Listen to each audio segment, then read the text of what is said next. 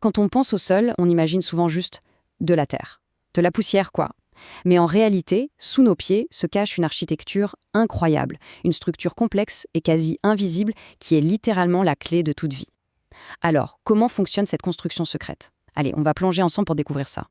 On peut se poser la question, et elle peut paraître simple, mais en fait elle est fondamentale. Qu'est-ce qui distingue vraiment un tas de poussière inerte d'un milieu qui est vivant, qui est fertile? La réponse, elle tient en un seul mot, son architecture. C'est la façon dont tout est agencé qui fait absolument toute la différence. Bon, explorons cette fameuse architecture. On va voir que le sol, ce n'est pas du tout un simple mélange d'éléments. Non, c'est une construction super organisée. Et sa santé, sa fertilité, tout dépend de ça. Pour bien comprendre cette architecture, on va prendre une image toute simple, celle d'un gâteau. Pour faire un bon gâteau, il faut quoi? Deux choses cruciales, les bons ingrédients et bien sûr la bonne recette. Eh bien pour le sol, c'est exactement pareil. Les ingrédients, c'est ce qu'on appelle sa texture. Et la recette, celle qui explique comment tout s'assemble, c'est sa structure. Commençons par le commencement, les ingrédients. De quoi est faite la matière première de notre sol? La texture, en fait, c'est tout simple, c'est le pourcentage de sable, de limon et d'argile dans le sol. Ces trois types de particules minérales, ce sont un peu les briques de base. Tout est une question de proportion entre ces trois-là. Mais ce qui est complètement fou, c'est l'échelle. Regardez bien, les particules d'argile sont microscopiques, on parle de moins de 2 micromètres. Et à côté de ça, un grain de sable, c'est un véritable géant. Il peut être jusqu'à 1000 fois plus gros. Cette différence de taille est juste énorme et c'est la clé de tout ce qui va suivre. Alors pour s'y retrouver dans tous ces mélanges possibles, les scientifiques ont mis au point un outil, le triangle des textures. En mesurant les pourcentages de sable, de limon et d'argile, on peut placer n'importe quel sol sur ce triangle et lui donner un nom, du style limon argileux ou sable limoneux. C'est en quelque sorte sa carte d'identité. D'accord, mais en pratique, pourquoi est-ce que cette composition est si importante? Quelle différence ça fait, la taille de ces grains? Et voilà le secret. Tout est une question d'espace. La taille des particules va déterminer la taille des vides qu'il y a entre elles, ce qu'on appelle les pores. Imaginez un bocal rempli de grosses billes, il y a de grands espaces entre elles. Ça, c'est comme un sol sableux. L'eau et l'air y circulent très facilement. Maintenant, imaginez ce même bocal rempli de sable très fin. Les espaces sont tout petits.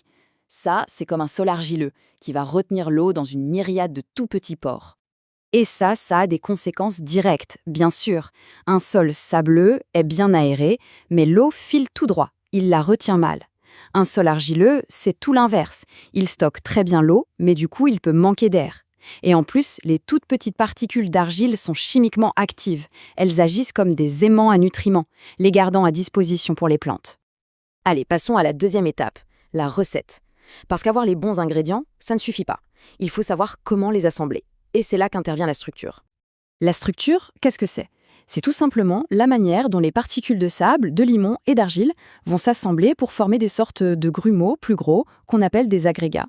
C'est vraiment la différence entre avoir de la farine, des œufs et du sucre chacun de leur côté et avoir un beau gâteau bien aéré.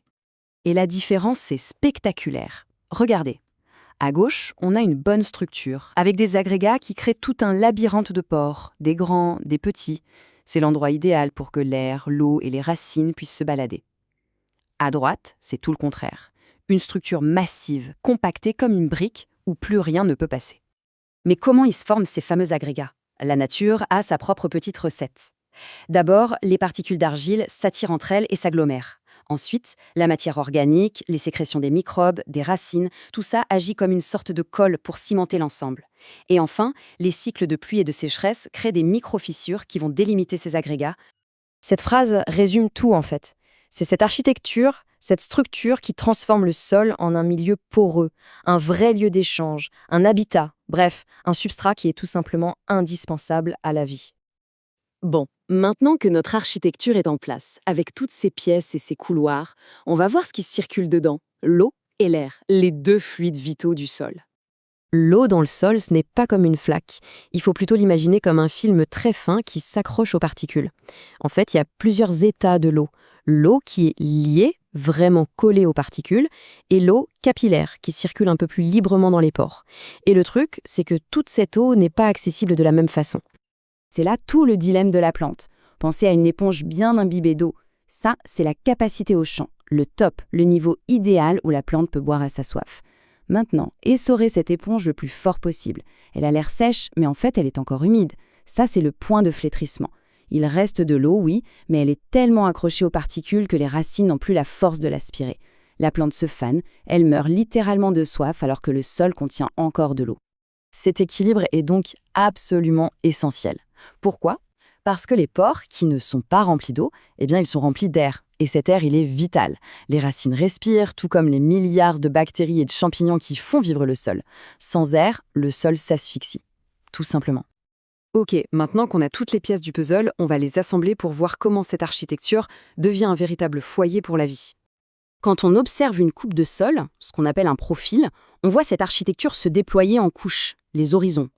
L'horizon de surface, par exemple, il est souvent riche en matière organique, avec une structure bien aérée, grumeleuse, et plus on descend, plus la structure devient dense, massive. Chaque étage de cet immeuble a sa propre fonction. En résumé, s'il y a une chose à retenir, c'est ça. C'est la combinaison des bons ingrédients, la texture, et de la bonne recette, la structure, qui permet de construire un habitat idéal. Un endroit poreux pour que l'air et l'eau circulent, un endroit stable pour résister à l'érosion, aux sécheresses, et surtout un endroit capable de nourrir la vie, qui en retour nous nourrit.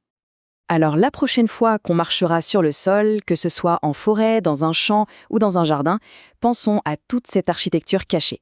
Ce sol a une histoire, il a une texture, une structure bien à lui, et la vraie question c'est qu'est-ce qu'elle nous raconte ?